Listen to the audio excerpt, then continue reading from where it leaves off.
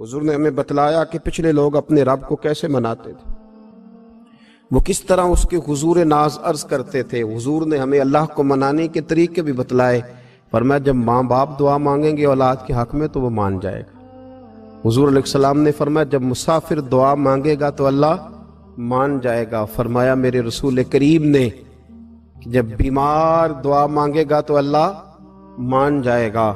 और सैयद आलम अलैहिस्सलाम फरमाने लगे जब तुम्हारे ज़ईफ, कमज़ोर, मजबूर लोग दुआ मांगेंगे तो अल्लाह मान जाएगा। और हुजूर ने फरमाया जब तुम फ़र्ज अदा करके दुआ मांगोगे तो अल्लाह मान जाएगा।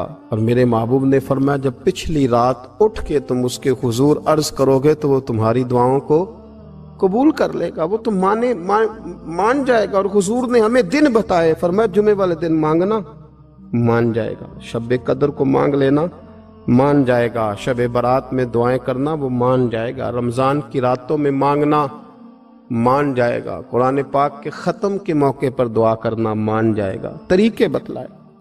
अब ये है कि हमने तो मांगना था ना उसकी बारगाह में, हमने तो हाजिर होना था, हमने तो जाना था।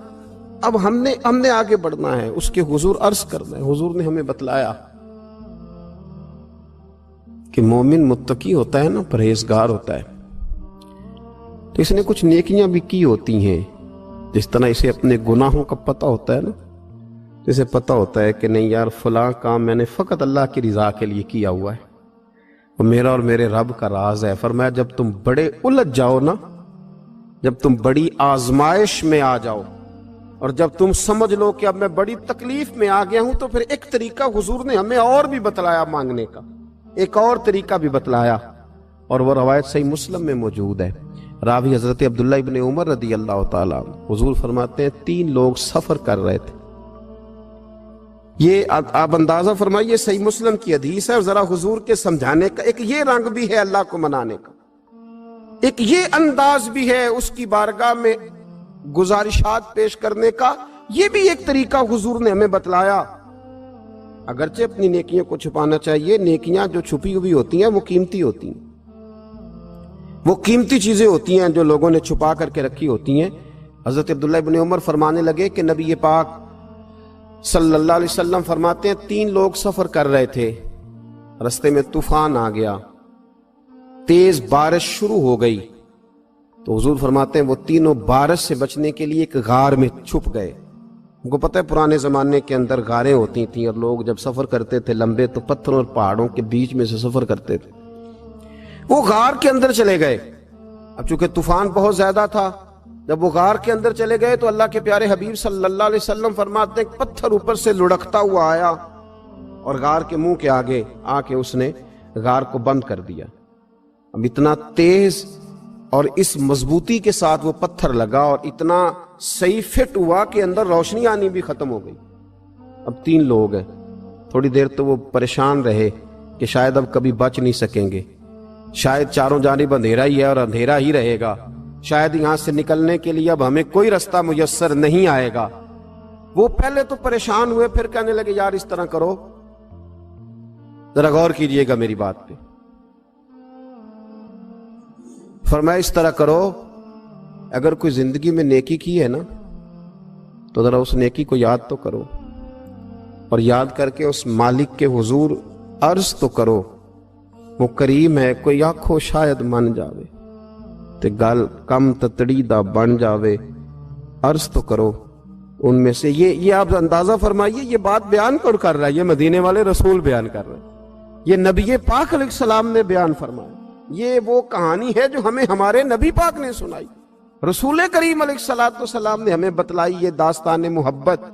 हुजूर फरमाने लगे एक ने उनमें से हाथ उठाए और उसने अंदाज क्या छेड़ा, अर्ज करने लगा अल्लाह तो जानता है ना मैंने बकरियां रखी हैं, मैं गरीब हूं, मजदूर हूं, और मालिक तू ये भी जानता है कि मेरे बच्चे भी हैं, बीवी भी है, पर मैं जब भी घर लौटा हूं तो दूध मैंने बच्चों और बीवी को पहले नहीं दिया, बूढ़े माँ बाप को पहले दिया। अल्लाह मैंने उनके साथ हमेशा करम के बाजू खोल कर मामला किया। वो गार में तन्हा बैठे हैं और अपने मालिक को मना रहे हैं।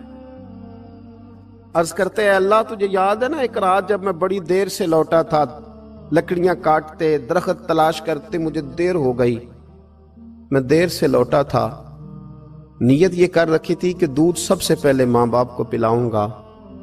مالک جب میں لوٹا تو وہ بوڑھے تھک ہار کے سو گئے تھے۔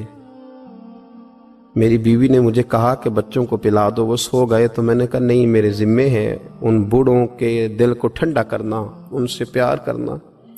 اللہ بیوی مانگتی رہی، بچے طلب کرتے رہے، میری ٹانگوں میں گھومتے رہے، بار بار آتے رہے، اور میں نے دودھ نہیں پلایا۔ اے مالک فجر ہو گئی، آفتاب طلوع ہونے کا وقت آ گیا، پر میں نے ماں باپ کے بیدار ہونے کا انتظار کیا۔ اے اللہ وہ جب اٹھے تو ان کی آنکھوں میں جو میرے لیے دعا تھی اور ان کے سینوں میں جو میرے لیے کرم تھا، اگر تیری بارگاہ میں وہ نیکی قبول ہے تو مالک پھر رحم فرما، نہ اس مشکل سے آسانی عطا فرما۔ سنو سنو، رسول کریم صلی اللہ علیہ وسلم فرماتے ہیں کہ اس بندے کی دعا مکمل ہوئی تو پتھر تھوڑا سا سرک گیا، اور اتنا سرکا کہ آسمان نظر آنے لگا۔ جس نے ماں باپ کو منایا ہے، ان سے پیار کیا ہے، پھر یہی بات وسیلہ بن جائے گی رب کے ماننے کا، پھر یہ وسیلہ بنے گی، اللہ اس سے مان جائے گا۔ پھر رسول کریم صلی اللہ علیہ وسلم فرمانے لگے،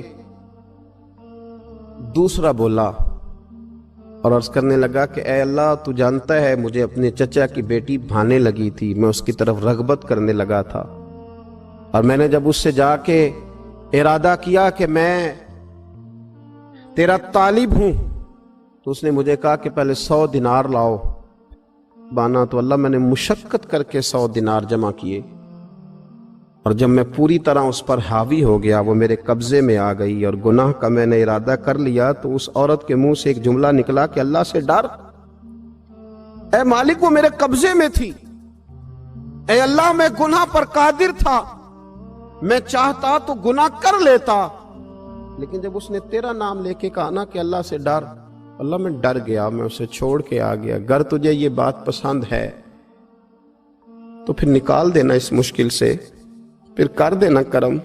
اللہ میری بھی تو چڑھتی جوانی تھی نا، میں بھی تو سب کچھ کر سکتا تھا، پر تیرے لیے، تیری خاطر میں لذت گناہ سے باز رہا، تو اللہ تو رحمت فرما دے۔ حضور فرماتے ہیں اس کی دعا مکمل ہوئی تھی کہ پتھر تھوڑا اور سرک گیا۔ پھر تیسرا بولا اور اس نے بول کے کہا، اے اللہ ایک مزدور کو، ایک دیہڑی دار کو، ایک غریب کو میں نے کام پہ رکھا ہوا تھا، یہ تیرا اور میرا راز ہے اللہ۔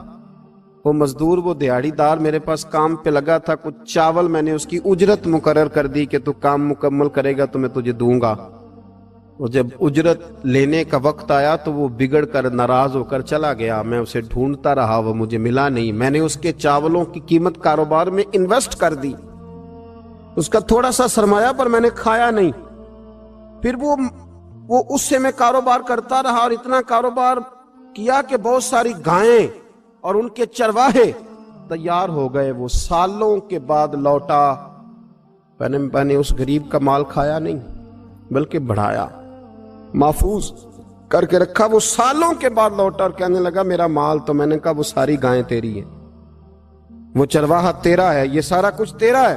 تو کہنے لگا تو مجھ سے مذاق کرتا ہے، میں غریب کہاں اور گاؤں اتنی بڑی گائیں کہاں، تو مذاق کرتا ہے؟ تو میں نے کہا مذاق نہیں، میں نے اپنے رب سے ڈر کے تیرے مال کی حفاظت کی، یہ تیرا ہے۔ اے اللہ میں کھا بھی تو سکتا تھا نا، پر تجھ سے ڈر کر میں نے وہ سارا محفوظ رکھا۔ اللہ اگر تجھے میری یہ ادا پسند ہے تو پھر آج مان جانا، آج راضی ہو جا۔ اللہ کے رسول فرماتے ہیں اس کی دعا مکمل ہوئی تھی کہ پتھر لڑکا اور ان کے لیے رستہ بن گیا، وہ باہر آ گئے۔ تو حضور نے ہمیں بتلایا کہ وہ تمہاری نیکیاں جو چھپی ہوئی ہیں، وہ تمہاری نیکیاں جو تم نے خالص اللہ کی رضا کے لیے کی ہیں، ان نیکیوں، ان اعمال کا وسیلہ بھی تمہارے رب کے ماننے کا ذریعہ بن جائے گا۔ اس کو منایا جائے، اس کی حضور حاضری دی جائے، اس سے بخشش کا سوال کیا جائے، اس کی بارگاہ میں یہ گزارش کی جائے کہ اللہ غریبوں، مجبوروں، کمزوروں اور ان لوگوں کے صدقے جو اللہ رستہ دیکھ رہے ہیں کہ رستہ کب کھلے گا، جو تیری بارگاہ کرم کے سوالی ہیں، ان کے صدقے تو رحم فرما، تو کرم فرما۔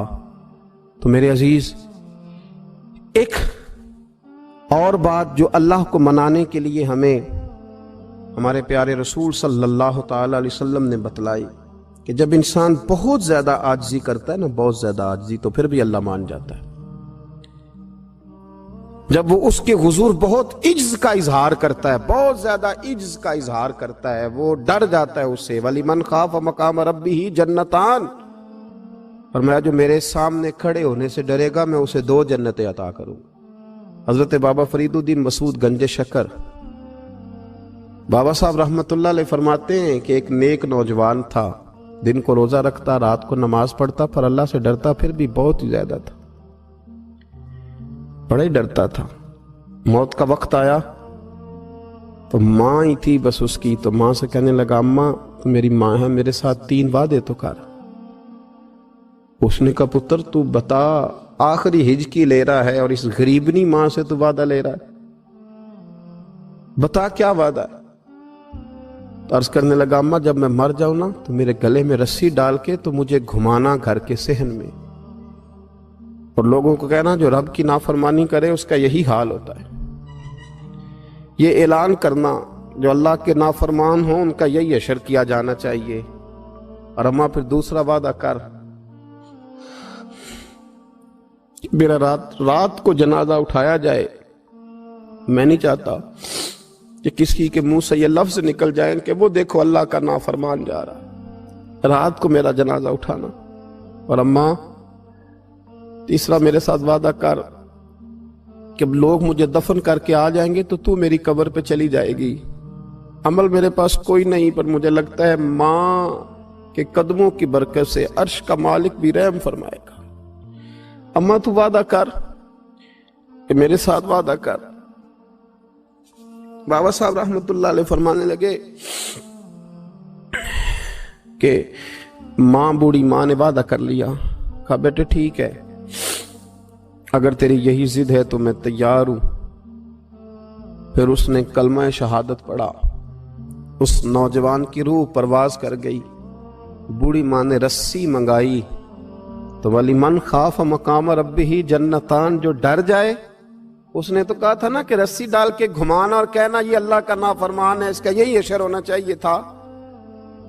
لیکن جب ماں گلے میں رسی ڈالنے لگی تو گھر کے ہر کونے سے آواز آنے لگی، خبردار یہ رب کا دوست ہے، اللہ کے دوستوں کے ساتھ اس طرح کا معاملہ نہ کیا جائے، اسے چھوڑ دیا جائے۔ اور کہا تمہیں کچھ بھی اور کرنے کی ضرورت نہیں ہے، یہ تو رب کا دوست ہے اور رب کی بارگاہ میں حاضر ہو گیا۔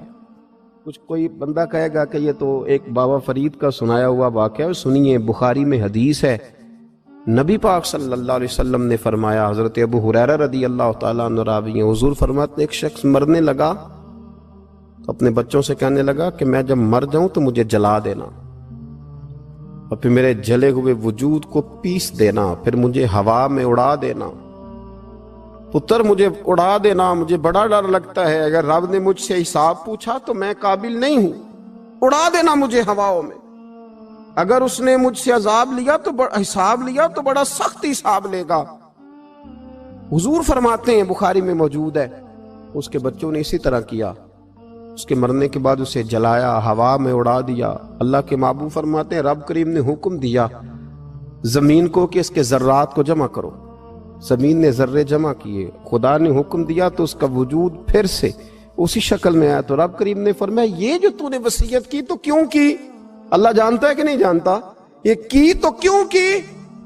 تو رو پڑا، کہنے لگا اللہ میرے اندر تو طاقت نہیں تھی تیرے سامنے کھڑا ہو کے حساب دے سکوں، تجھے منانے کے لیے تیرے خوف سے ڈر گیا، میں ڈر گیا۔ اگرچہ ہمارے بزرگوں نے لکھا ہے کہ آج یہ وصیت کرنا، اس رنگ میں یہ طرز اختیار کرنا درست نہیں، لیکن آپ غور فرمائیے کہ نبی پاک علیہ السلام فرماتے ہیں جب اس نے کہا نا اللہ تجھ سے ڈر کے یہ کیا،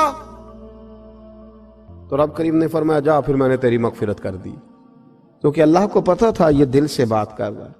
ایک چوتھی بات میرے رسول پاک علیہ السلام نے فرمایا کہ جب رب نہ مانے تو پھر وہ کمزوروں کے صدقے مان جاتا ہے۔ پھر وہ ضعیفوں کے صدقے مان جاتا ہے۔ فرمایا اللہ تم سے بارشیں روکنا چاہتا ہے، پر تمہارے ضعیفوں، کمزوروں، غریبوں کے صدقے، مجبوروں کے صدقے وہ تم پر بارشیں برساتا ہے۔ حضور فرماتے ہیں رب اشغاز اغبر لو